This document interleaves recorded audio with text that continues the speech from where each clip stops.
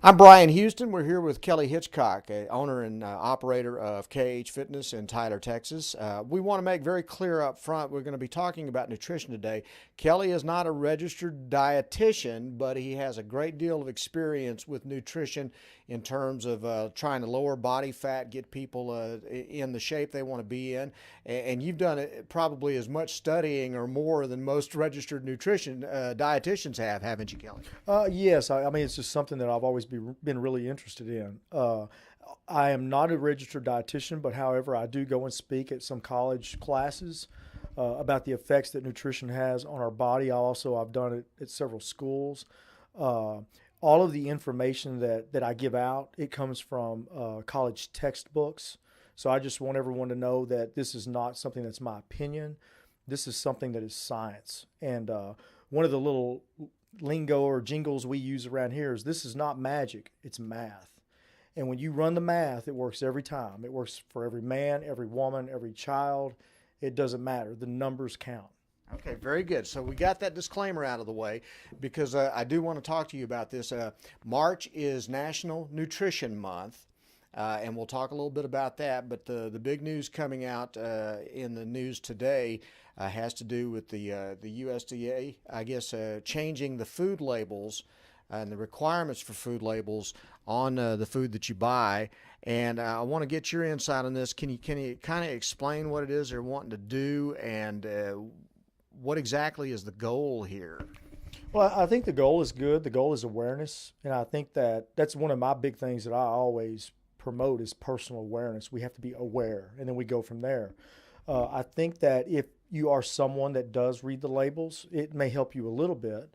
Although I'm a little misunderstood about all of it. I know that they're going to make the calories more visible. Mm-hmm. They're going to talk a little bit more or make it more visible about the amount of sugar that's in the product. I think they're going to be a little bit more specific about a serving size. And I think all of those things are good. My only concern is now that we know, what do we do? Because that, knowing and doing are two different things. And the calorie content is there. It may not be as prominent as most people would like it for it to be. The amount of sugar is also listed. And again, that may not be big enough or it may not be as easy to read. But I have to think that if someone has been interested in losing weight and is concerned about what they're putting in their body, that this would be a priority for them. And it's something that they would have already been looking at. I'm a little skeptical about people making lifestyle changes based on more information, because I think the information is there if you want it. Okay, and I want to make clear that this is a proposed rule for revised nutrition labels that's created by Michelle Obama, joined by Health and Human Services Secretary Kathleen Sebelius and Food and Drug Administration Commissioner Margaret A. Hamburg. So these are the folks behind this. And the complaint was with the previous labeling that was that consumers who want to eat better were often stumped by the complicated labels, according to Mrs. Obama. Do you believe that's true? Well, it's kind of maybe unfair for me to say because this is my business. But when it says calories, that means calories. When it says protein, carb, fat, that's what that means. And the sugar, that means the amount of sugar. Like, let's just take, for example, if it says carbohydrates 30 grams, sugar's 15. That means of that 30 grams of carbohydrate, 15 of those are sugar. So that's kind of the explanation on that part. Now, to me, that's common sense, but to the consumer, that may be a little bit more difficult. So if they can make it easier to understand, I'm not sure how they're going to do that, then maybe that will be helpful. One of the things that they mentioned was separating the labels to make it natural sugars as opposed to, I guess, synthesized processed sugars. What difference does that make? Well, the simple sugars are going to affect our blood sugar. It's going to make our blood sugar rise quicker than your more natural, complex versions of sugar. Okay, so there is a good sugar and a bad sugar? Is that what you're saying? Yeah, there are definitely sugars we need to stay away with. That's one thing that as I was watching the news at lunch talking about this, is that I'm afraid that sugar gets a bad name, because we need sugar. I mean, 60% of my nutritional intake comes from a glucose glycogen source, a sugar source. Our brains function on sugar alone. So we do need sugar, and it needs to make up the majority of our food. Now, that gets very confusing because we're being told now that we need to limit it, we need to cut it out. In reality, there's things that we need to cut out, and it's the processed foods. It is the simple sugars that are added to the foods. That's mostly in the processed foods. A lot of the drinks that we consume are loaded with sugar. And, I can't tell you how many people I see that you can tell are couch potatoes that go in and buy Gatorade. Mm-hmm. Gatorade is meant to be drank about an hour into an aerobic, hot activity. And if you're sitting on the couch watching American Idol, you probably don't need a Gatorade. You're probably hydrated enough. This is not a water replacement. Not at all. I mean, it does add fluid, but there's so much sodium and sugar. Number one, you're going to retain a lot of the fluid because of the salt, which is good if you're on a bike, doing the hotter than hell. Mm-hmm. And then the sugar content, well, I mean, if your blood sugar is low from high intensity exercise, then yeah, we need to get it up a little bit. But the problem is we're consuming these things and we're already loaded with salt and we're already loaded with sugar. So we definitely don't need to add anything to it. Okay. Now, getting beyond that, you're talking about focusing on sugar. And so what are some of the common mistakes that people make in their diets that lead to the problems that they have? Maybe they don't even realize what they're doing is wrong, but then they walk in here and they say, I'm working out all the time. I think I'm doing the right things diet-wise, but I'm not losing any weight. Well, there's a huge, I wouldn't say consequence, but there's a lot of problems that occur with as much information as we're taking in each and every day. You look at Facebook or you look at, I guess, Instagram, or you look at the commercials on TV, and we're flooded with information that is presenting itself as some type of scientific information, when in fact it's pseudoscience, and it's agenda driven. You've got a captive audience that's desperate and ignorant when it comes to the topic of food, and ironically, the information is keeping us ignorant about it because it's misinformation. I think probably someone coming in. There's something else I like to say is that to learn, you must unlearn. We're going to have to unlearn most of the things that you have thought that you knew about food. And I know that because if you're coming to see me, I know that didn't work. You're coming to get another opinion, And so if what worked for you in the past, if it's not working, then we need to try something else. And I would say that most people that come in, they believe that the problem is too many carbohydrates. I mean, carbohydrates have become the go-to or the scapegoat. The Atkins diet came out and everybody just quit eating any carbohydrates and just loaded up on meat. Right, and now you have that in a wolf in sheep's clothing with the paleo diet.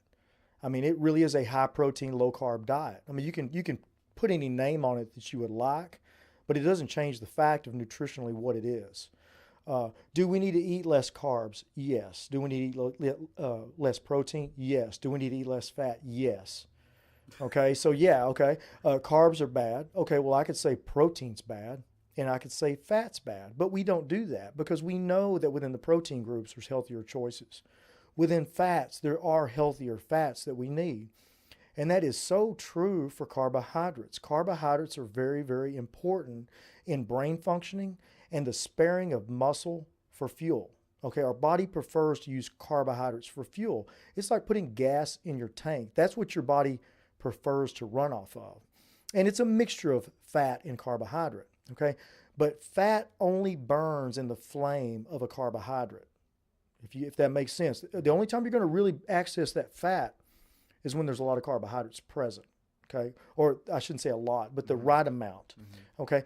The minute that you start lowering those carbs, okay, and when I say lowering, I can mean if you're doing 150 grams a day, that's too low for anyone. What's the average amount of carbohydrates that somebody should take in? Okay, the carbohydrate requirements are going to be dependent upon a person's lean body mass. How much muscle mass do you have? A smaller person, of course, their requirements will be less, probably anywhere from 220 to 250 range.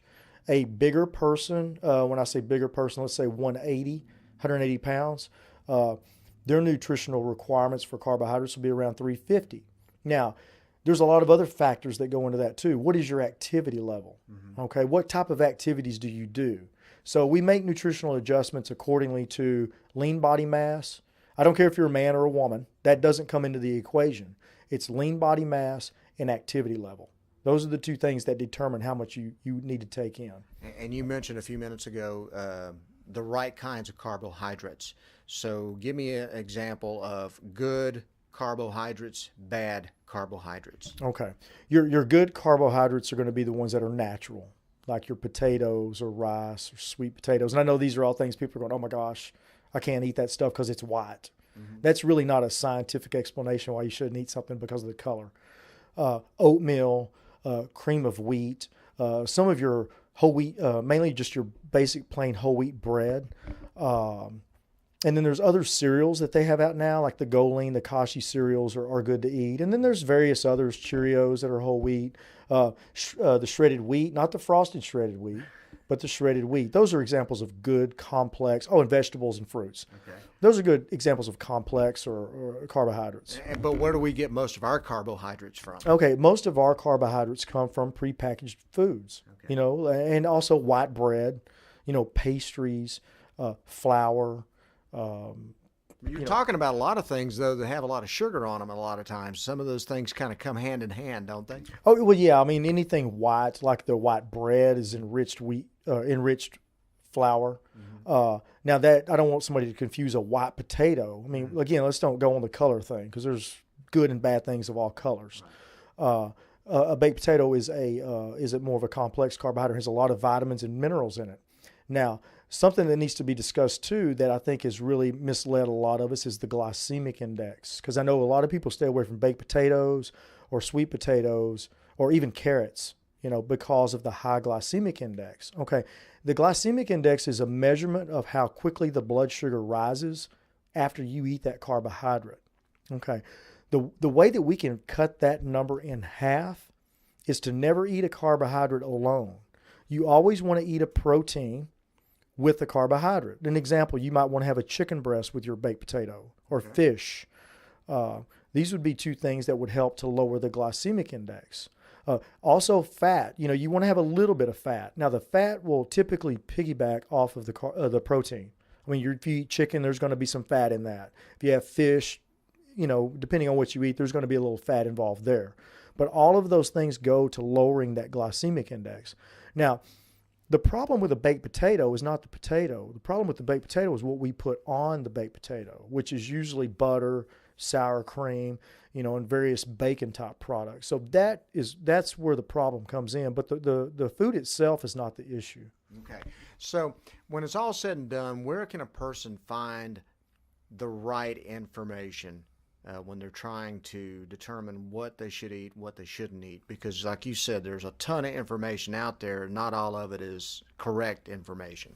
Right. It's really sad because I will try to look up some information, some things that I'm not sure of.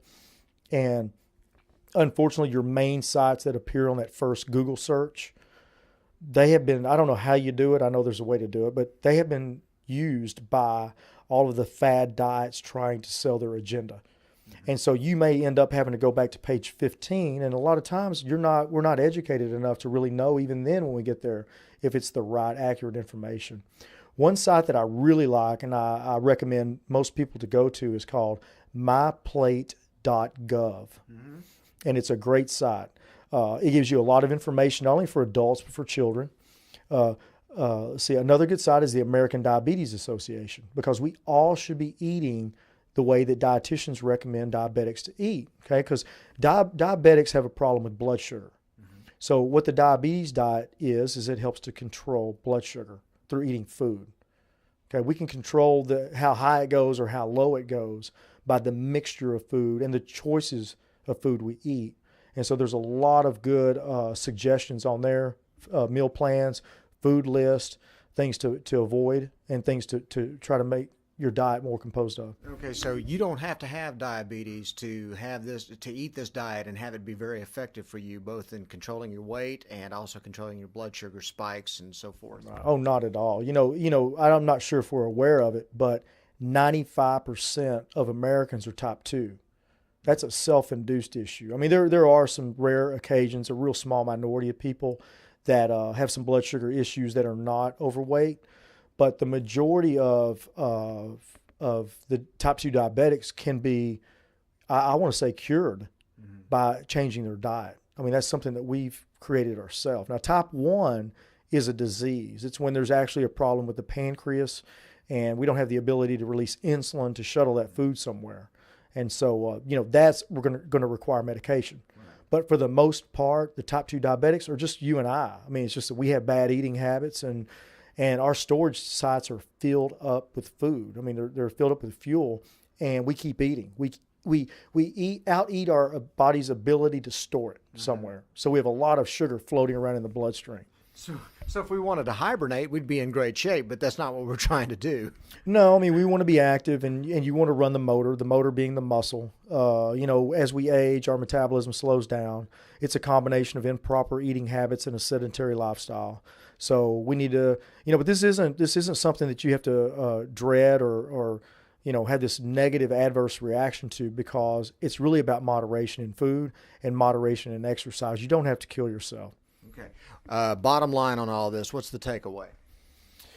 I think the takeaway is to try to educate yourself. And where do you do that? Probably, I guess, the best place to go would be to the hospital. Set up an appointment with a dietitian. Okay.